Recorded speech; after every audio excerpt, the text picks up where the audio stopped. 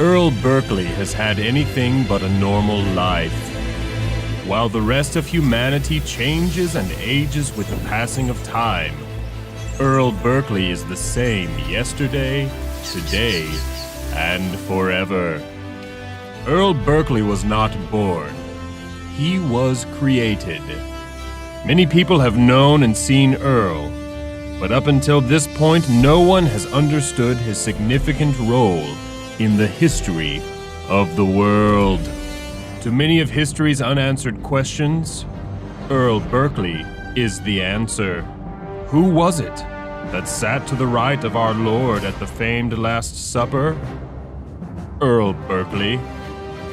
What soldier was responsible for leading a chariot team to put out the great fire of Rome in the year 64? Earle Burkley. Who wrote the speech given by William Wallace of Scotland and spoke it in his ear line by line before that great battle with the army of England? Again, the answer is Earle Burkley.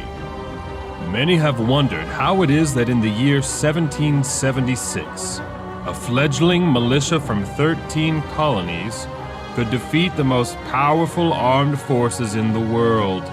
Leave that to General Earle Burkley, who on one day coached the fledgling American militia to victory, and on the next, sabotaged the Redcoats for defeat.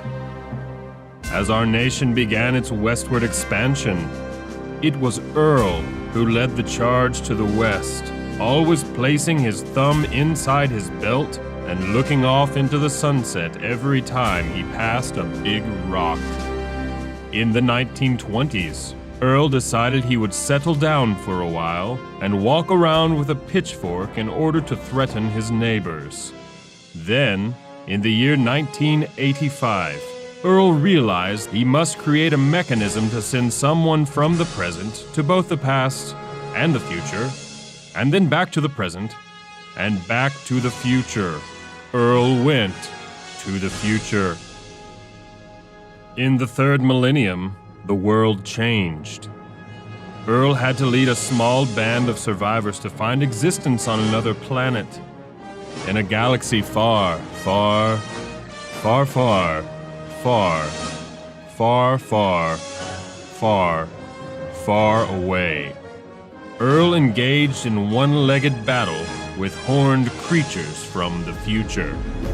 Because the light of the sun had waned, Earle and his companions were forced to sew glow sticks into their clothing.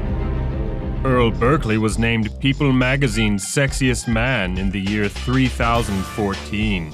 Earth tones were very in that season, with long flowing brown gowns accented by light blue glowing weapons. Earle calls this look blue steel. As you can see, Earle Burkley is anything but an ordinary man. But this one thing is true. Earle Burkley is the same yesterday, today, and forever.